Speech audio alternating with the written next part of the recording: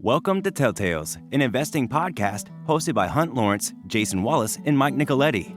Each week, we discuss topics ranging from geopolitics and macroeconomics to energy and technology. You can sign up for our newsletter at telltales.us. That's TELLTALES.us for additional data and content you can use to follow along. The following conversation is intended for informational purposes only. You should always do your own work to determine if an investment is suitable for you. This episode of Telltales was published on January 31st, 2024. Today, we're exploring Apple's controversial App Store fees and the potential impact of developer backlash on its entry into the AR/VR space. Among other things, we'll also discuss Alphabet's recent earnings report and the challenges Tesla's board faces with their CEO compensation plan. But before we get into all that, Hunt's going to kick us off with a review of the energy and U.S. government spending exhibits from the memo. We definitely recommend having the memo in front of you while you listen, so go to telltales.us and get the latest version. And now, on to the episode. Okay. Exhibit C and oil. The Saudis made an announcement yesterday. Their original goal had been to continue to work on some of their offshore fields to bring their production capacity up to 13 from 12. They're currently producing just under 9 at the direction of the energy ministry. They were told to stop work on trying to go to 13 million barrels a day, that 12 is plenty. I think that fits in with their continuing to manage their own production and Russia's production, other OPEC members to continue to try to shoot for an $80 Brent price. I think I mentioned last Wednesday, the EOG CEO said, projected not only his own production, EOG's production in 24, he said would be flat, but the U.S. production would not go up more than about, I think it's running 13 or so. I think he said it wouldn't go up by more than 400,000 barrels rather than the significant increase that happened in 23. The problem with the oil price, if there's going to be a problem, is in supply, not demand. And hopefully this will all work out. On gas, Exhibit B, we're missing the cold weather. The freeze-offs, which had reduced production down to around 90 Ps a day, pretty well cured now. So the latest production numbers, which are turned out daily based on pipeline records, back at 104. Again, the problem is supply. The good news is that power demand has been going up by about 2 Bs a day, which is good. It had been pretty flat until 22. That equalizes the amount that LNG feed gas has been going up. The other bad news is the Biden administration instructed the Department of Energy, executive order, to undertake a study from now to November on whether or not additional LNG export should be permitted or new projects should be permitted. I don't think that has any impact on increase in LNG feed gas this year or next year, but it will have an impact when we get out 4 or 5 years from now. But we don't know whether or not the Biden administration will be in office, and we don't know that they may have enormous pressure on them to relax this, both internal pressure from U.S. producing states. The senator from Louisiana, John Kennedy, has said if this executive order persists, he's going to put a hold on any appointments made in the Department of Energy and Department of State. He's taking a strong position. So I think we're just, as a gas producer, you're just going to have to live with this until the election, and we'll see what happens after the election. No real comment on Exhibit A. Clearly, spending has to level off. They are going to try to finish all 12 appropriation bills. If they don't, the deal that was made to extend the debt ceiling last May calls for fiscal 24 spending being 1% under fiscal 23, and that would curtail defense spending. So watching them deal with that over the next couple of weeks will be pretty informative. The very conservative House members want to just go to a 1% cut. They're not concerned with the impact that has on the defense budget, but we'll see what happens. This episode of Telltales is brought to you by Top Mark Capital. They're not your typical hedge fund. They use a blend of best practices from value investing, venture capital, and private equity, which gives them a unique perspective on market dynamics. And the results truly speak for themselves. So, if you're a qualified investor who's looking for an innovative, emerging manager, visit topmarkcapital.com to learn more. This is not an offer to sell or a recommendation to purchase or a solicitation of an offer to buy any security nor a recommendation for any investment product or service. And now, back to the show. I don't think for this Wednesday we have any particular agenda. Mike and I talk every morning for about 20 minutes, 8:30 my time, 5:30 his time. I think what we want to do is just starting with page 1, get through as many pages as we can, just looking for new relevant news on these companies. And page 1, don't think there's too much Apple news, but I'm going to defer to Mike and Jason. I think there's obviously Alphabet reported earnings yesterday, and Tesla. I mean, there's some really interesting Tesla news, but let's cover Apple first. And anything of note there, Mike or Jason? Well, the first thing I'd say is that Jason and I said that we could probably spend the entire 30 minutes on the first page. And Jason said we could probably spend the entire 30 minutes on Apple. So, Oh, well, so yeah. We'll try to save some time for Tesla at least. But Jason, why don't you run us through what's happening with Apple? And this is sort of an interesting dynamic because Jason started his career as a software developer and has some historical context that I think is relevant here. Yeah, and its relevance is to Apple's decision with the App Store fees and how they're going to abide by the European Union's order to open up their App Store, and now their new plan to charge 50 cents per app download per year if you load the app outside of their App Store. So when I started my career, it was in software engineering, building both consumer apps and then interesting applications for the government. At that time, Steve Ballmer was running Microsoft, and Microsoft was kind of the king, and they dictated the rules. And the engineering community really didn't want to develop apps for the Microsoft suite. And they didn't want to use the tools and the languages that Microsoft was using at the time. And starting to see a lot of the same kind of behaviors with Apple now. They're alienating a lot of the engineering community. You have very outspoken CEOs at Spotify and Epic saying they don't want to develop, they don't want to play in the Apple App Store. And engineers don't want to have 30% of the revenue taken on their apps. So the result back 15 years ago or so was the shift to mobile. Engineers did not want to build mobile apps for Microsoft products.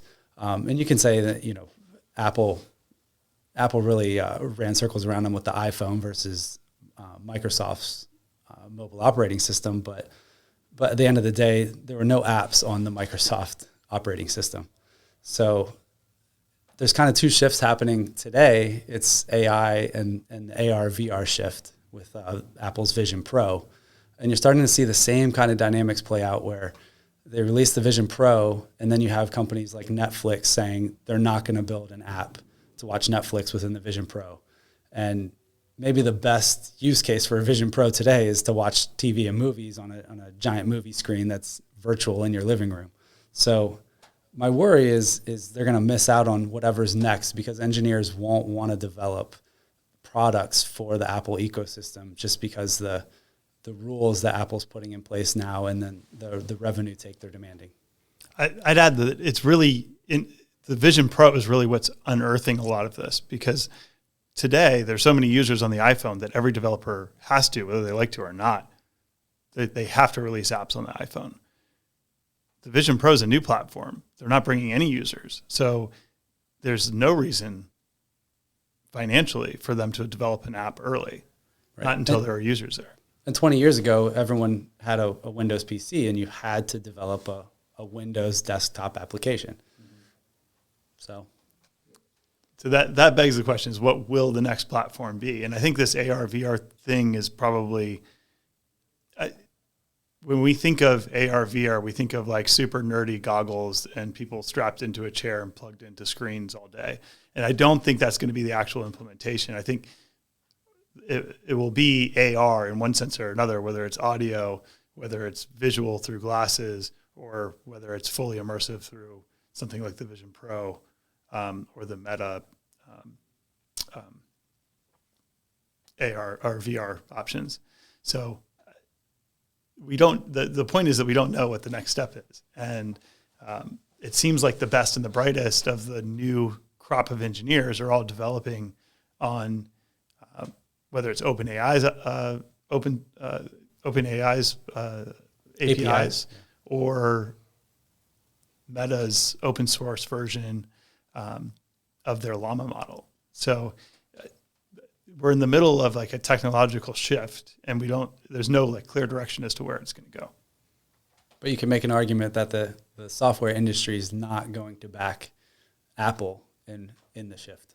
Will Apple take note of this, Mike and Jason, and change their charge strategy, or what will happen next? Well, in Microsoft's case, it took them missing out on mobile and then pushing Steve Ballmer out.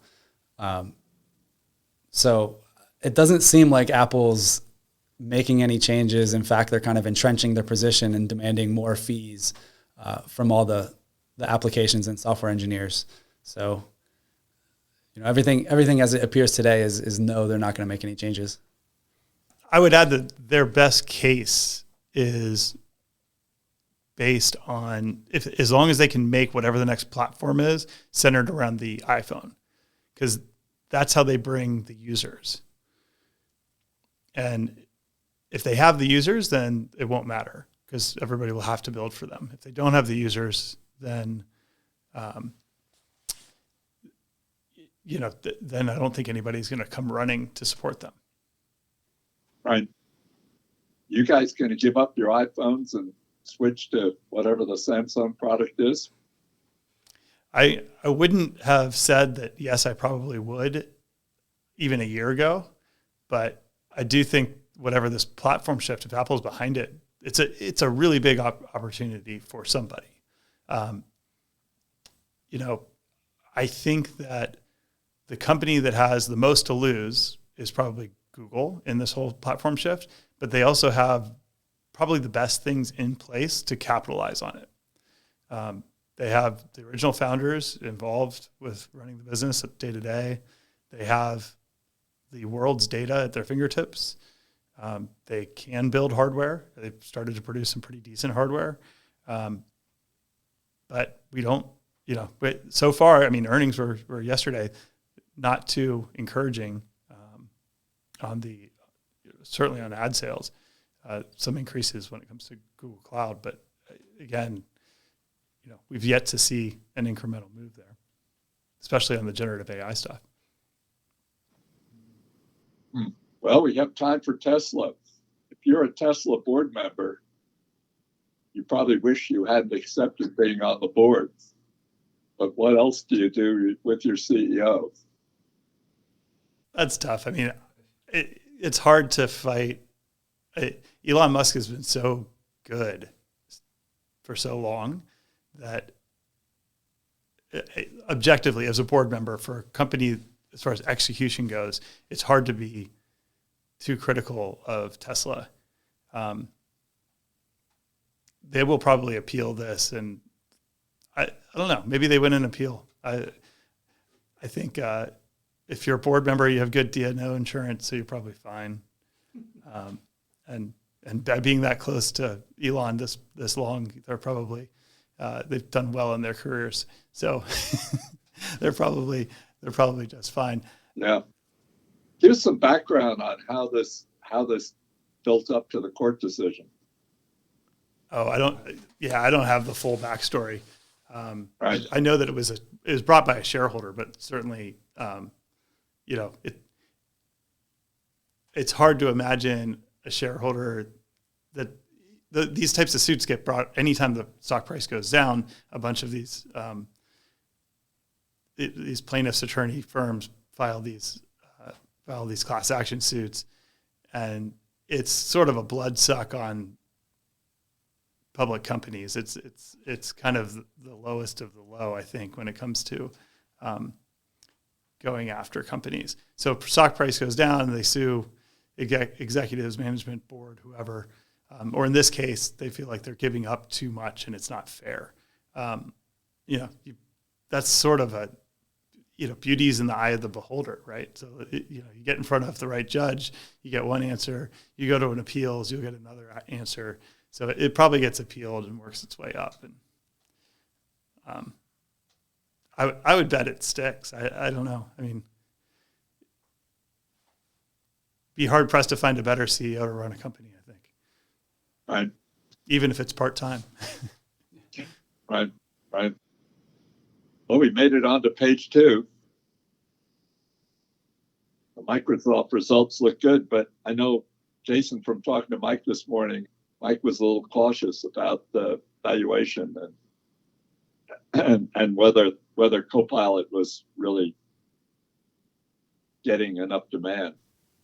They said the adoption of Copilot was going really well, and I believe they even said faster than they expected. It was the fastest adopted product they've released. But to Mike's point, is the stock price getting ahead of where they are and pricing all this in?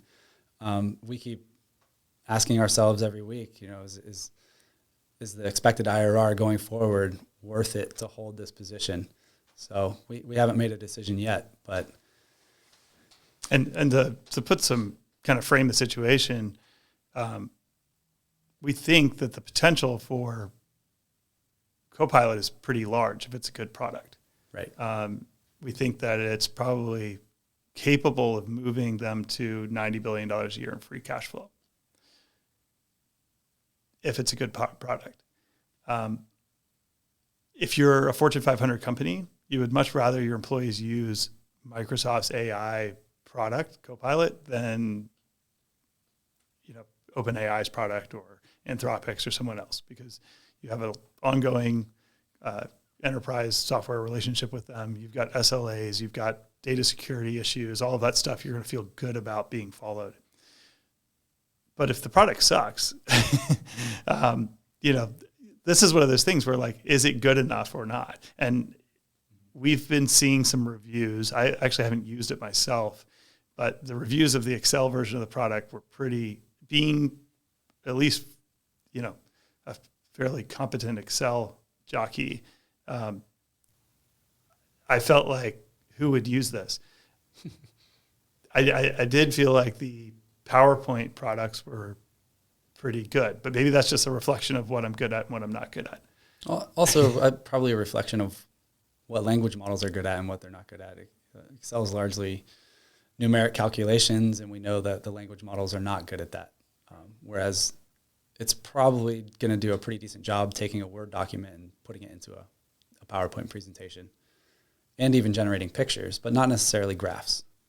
Yeah, the question is it good enough? And at some point, the large language models will be good enough for certain tasks, right? And maybe ChatGPT-4 is good enough for PowerPoint, but we're going to need to get to ChatGPT, 5 or 6 in order to have something that's good enough for Excel. Right. And then you're going to see different pricing tiers for different models and all of that sort of stuff. So there's a lot more to come. Yeah. Anything else on page 2? Well, the revenue recognition. And this isn't just Microsoft. They're the ones that started this trend. I know. So when they did the deal with OpenAI, a big chunk, maybe most, I don't actually know the number, the split. A big chunk of that investment was done via Azure credits. So when we see that their Azure business is doing better quarter over quarter, year over year, well, I hope so, because you gave a ton of credits to a startup company, and they're going to burn through them. So it's a little bit concerning in that people have been trying to figure out how to do this for a long time. We know that some of these large corporate venture arms highly encourage companies to switch to use their services. We also know that they can't legally write that into the contract. This is different because they're literally giving credits in exchange for equity, which is in a way brilliant on their part. In another way, maybe could get out of control, especially with follow-on rounds and whatnot. Yeah. The practice has existed for a long time. It's just evolved now to where the investment becomes credits that you have to spend with them, and it's a big concern because the numbers are starting to get very large. Yeah. Now that's a fair point. And that's a point in software, when you book revenue. I mean, I guess someone like Snowflake is a little better oriented that way because it's based on the amount of use, right? Which presumably can be documented and then billed. So that would be a solider estimate of your revenue. Right. And it kind of works like that with the Azure credits too, right? Because they use a certain amount of compute. So it's not that it doesn't get used. It's just that would that revenue be there? And if these companies are in a bind, meaning year over year, quarter over quarter, they're seeing revenue go down rather than up, do they start getting more aggressive with utilizing these credits as an investment vehicle? And are some of these AI companies desperate to take additional capital in the area of credits, even though there might not be sufficient revenues to justify the valuations? I mean, there's no question the valuations for these AI companies are just it's a whole nother league from venture capital. It actually makes the traditional venture capital community seem sort of paltry, like peanuts in comparison, right? These companies that are 6 months old, 12 months old, raising billions and billions of dollars. It's a large amount of dollars flowing from corporates to AI. And it's partly justified because those corporates are the ones that have the ability to scale, which is, again, an anomaly compared to what history has always told us. History has always told us that smaller companies are generally more efficient, more nimble, and do a better job of growing into whatever their long-term valuation is. What we're seeing in the last few years is that some of these mega caps, I mean, the sky is the limit, maybe. I mean, we'll see if the cash flow follows. It certainly has with a number of these names. But again, we're being very mindful of what this multiple of free cash flow is, and at what point is it too much? Yep. Well, and the other thing is that OpenAI is probably running at a cash loss, even with $1.5 billion or $2 billion of revenues, because of all the compute time they have to buy in order to provide the service to people who bought it, paying for it. So a good question would be, is it if you're a leader in AI and language models, but it costs so much, it requires so much compute time, is it possible to get to a point where you're doing cash flow in addition to revenue? So I think we have some data out of that.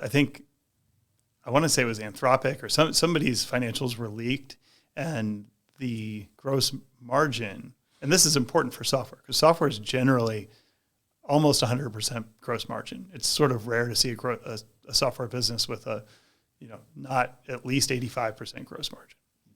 But the gross margin on this, I'd have to double check which company, but I think it was Anthropic, was much lower. It was like 60 or something like that. And that's just, again, gross margin. That doesn't count I think the R&D budget is what would capture the training of the model. This is just the inference side of the model. So we're shifting into a world where software has more traditional cost of goods sold, something closer to what the rest of the world and physical products and whatnot operate on. And before we bring off, we ought to see if there's any healthcare news. We haven't even gotten to chips, and we have about 5 minutes left. Any chip news or healthcare news that we ought to cover before next Wednesday? Well, one of our holdings, Vertex, received or published their top-line results in their phase 3 studies for the non-opioid pain medication. The results were pretty much what I expected, and they were positive. So they met their primary endpoint of showing statistically significant pain reduction. They didn't meet their other primary endpoint of being better than opioids. I personally was not expecting that. In one case, in soft tissue pain, they were just as good as opioids. And then in hard tissue pain, they were slightly less effective. So clearly the drug's not better than an opioid. But there's this huge gap in the market where there's no other acute pain treatment other than an opioid. So if we have something that's as good or almost or as Tylenol, good, right? It's quite a gap between what people are prescribed. Right. Well, so Tylenol, they would say, is not fit for acute pain. But if there's something nearly as effective or as effective in some cases in soft tissue pain, you're going to prescribe that versus the addictive opioids. And maybe only the most severe cases where you're not having a pain reduction with VX548, then you'll be prescribed an opioid. We see things like Congress passing the No Pain Act. There's talks of a follow-on bill to that, and then additionally steering Medicare reimbursements towards non-opioid pain treatments. And from what Vertex said in a press conference was they talked to the payers, and the payers are really excited about this because they don't want to prescribe someone opioids and then have them be addicted and then have follow-on complications or addiction issues that they then have to pay to treat as well. So if there's a non-opioid treatment, even though it costs more, it might be cost effective to prescribe that without even taking into account the No Pain Act, which that bill will subsidize hospitals to prescribe the patented brand label drug versus the generic opioid. So they'll still be reimbursed that full amount. Jason, what about side effects? Any side effects for the Vertex medicine? Yeah, great question. We know opioids have a lot of side effects beyond addiction. Nausea is a huge problem with that. Across the phase 3 studies, they saw a lower incidence of adverse events or side effects with the study drug than with placebo. So the safety and side effect profile of this drug is very good, and that was one of the most encouraging things out of the studies. And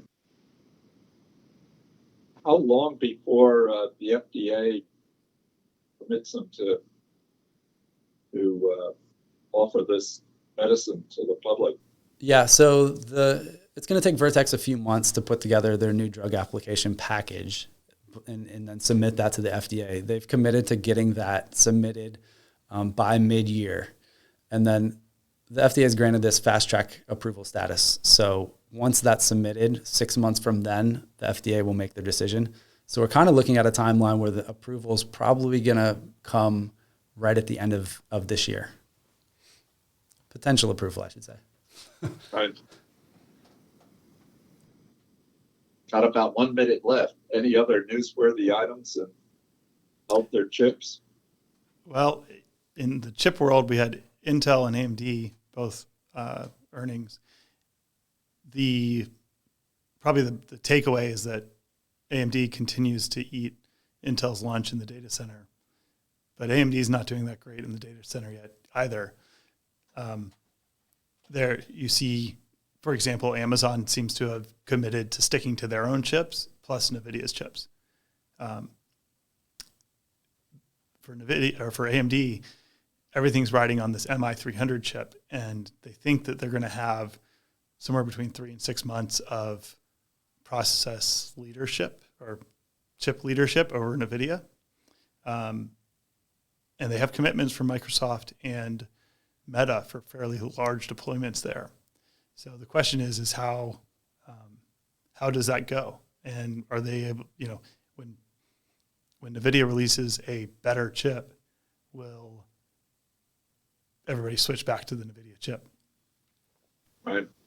Yeah, I would add that the data center market share split between Intel and AMD and CPUs, Intel used to have in the 90s. Now it's more like a 60-40 split with Intel having 60%. But longer term, I think the story is that data center spend is shifting from CPUs to GPUs, and the market's potentially moving away from x86 chip architectures. I know that's a little in the weeds, but the Amazon chips that they're designing in-house are on ARM and not x86. Good. Everyone have a good week. Stay well, stay healthy.